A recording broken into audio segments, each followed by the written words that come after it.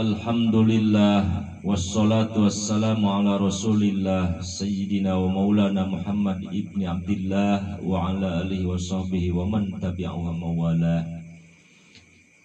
Para jamaah rahimakumullah, berlaku baik kepada tetangga ini suatu kewajiban kita kepada tetangga, namanya hakul adami. Ada hakullah, hak kita ibadah kepada Allah subhanahu wa ta'ala, melakukan perintah Allah. Ada juga hakul adami, kita berlaku baik, berperilaku terpuji bersama kehidupan bertetangga. Itu yang dianjurkan oleh Allah dan Rasulullah Sallallahu Alaihi Wasallam. Walau bagaimanapun, sesulit dan seapapun, masalah apapun, yang paling akan bisa tersentuh dan terlihat terdengar, semua itu yang pertama pasti tetangga. Tetangga dia bisa menyaksikan kelakuan baik itu terpuji maupun tercela tetangga.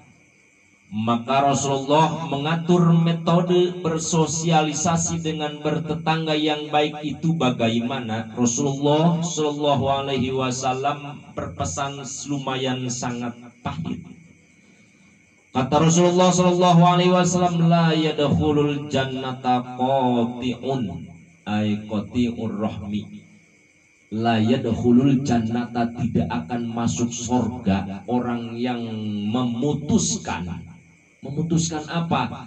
Qati'ur rahmi, orang yang memutuskan silaturahmi terhadap sanak keluarga, tetangga dan lain sebagainya.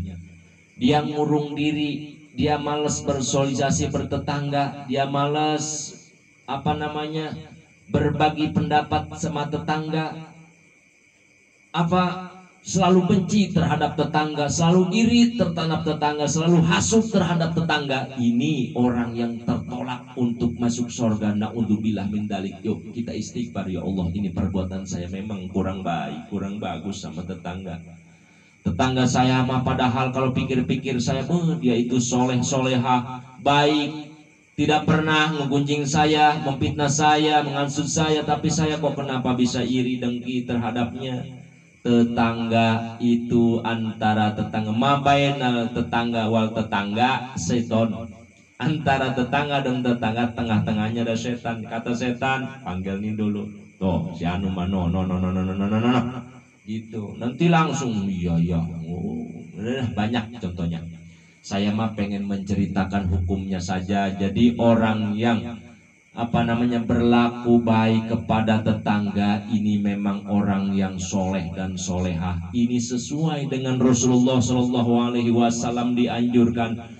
Orang yang ingin masuk surganya Allah Subhanahu Wa Taala yaitu orang yang bisa mampu berhidup bertetangga dengan baik. Watawasau bil haqqi watawasau bisob. Ini nih yang dinamakan sosialisasi. Kita hidup bertetangga, yo bareng-bareng sih. Jangan salah paham saja, jangan gondok-gondokan. Itu sifatan setan semua yang nempel di dada kita. Setan sudah numpuk di kita, di dada kita. Ada nafsul amarah, nafsul lawama, nafsul mulhimah, dan lain sebagainya. Itu sudah ada semua setan di dada kita. Coba kita usap dada, ya Allah, kenapa saya benci saja terhadap tetangga? Ada apa dengan diri saya? Kenapa saya selalu hasut terhadap tetangga, pengennya benci dan lain sebagainya? Padahal itu kalau kita sadari itulah sifatan-sifatan setan supaya kita jauh dari Allah dan tetangga. Sebab itu ibadah itu ada vertikal dan horizontal, ada ke Allah, ada ke makhluk. Kata Allah, gampang terhadapku mah gampang. Cukup kalian itu istighfar di tempat, tidak usah ke Mekah. Umat Nabi Muhammad itu gampang sekali untuk bertobat ketika kita sadar menyesali perbuatan kita. Istighfar saja. Allahumma firli dzunubi wali walidayya warhamhuma kama rabbayani shaghira. Diijabah, dikabul, dosanya dihampura semua dosa-dosanya. Tetapi ada yang tidak dihampura dosa-dosa itu terhadap tetangga, terhadap sanak keluarga. Ini yang akan terganjal di dalam nanti di akhiratnya. Ketika kita masih ada hubungan tidak baik terhadap tetangga, maka ini selama dia hidup tidak saling islah, saling berbaikan, tidak saling terpuji, maka terbawa mati saja itu akan mengakibatkan fatal di akhirat nanti. Jangankan di mahsyar, di alam barzah saja sudah kesulitan. Naudzubillah min dzalik. Saya insya Allah dengan ikhlas dari hati saya yang paling dalam, melalui hukum-hukum Allah Subhanahu wa taala, ibadah hakul adami kita sebagai anak Adam, kita harus berbaikan dengan tetangga, sebab apapun susah senang payah tetangga yang dengar, tetangga yang pertama kali membantu kita siapa lagi? Coba ibu kita, bapak kita jauh, keluarga kita jauh, yang ada tetangga pasti dipanggilnya, tolong, yang datang siapa coba? Tetangga dulu pasti yang dekat.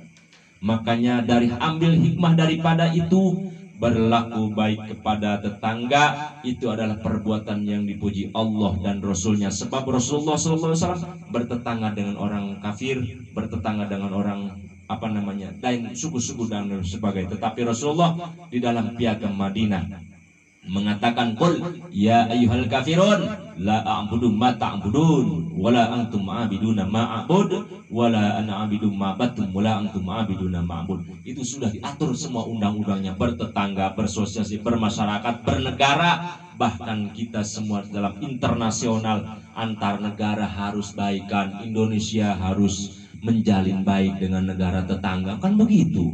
Kalau saja misalnya dengan negara tetangga saja tidak baik, bagaimana urusan ekonomi dan lain sebagainya terhambat gitu. Apalagi kita dengan tetangga dekat kita tahu masing-masing, tahu sifatan-sifatannya. Yo berbalikan, jangan gengsi, kita salam-salaman, kita yo balikan kembali kepada Allah Subhanahu, biar kita hidup gampang kemana-mana, banyak saudara itu banyak kawan, biar kemana-mana kita nyaman. Tetapi kalau punya satu saja musuh, dunia ini yang segini terhampar luasnya, terasa sempit bagaikan daun kelor. Naudzubillah min dzalik. Mudah-mudahan muhibin wal muhibat secara kita ibadah kepada Allah dan makhluk sesuai dengan undang-undang. Jangan salah satu kita ambil, tetapi harus dua-dua sebagai roda berputar, harus sama berputar, harus sama berjalan.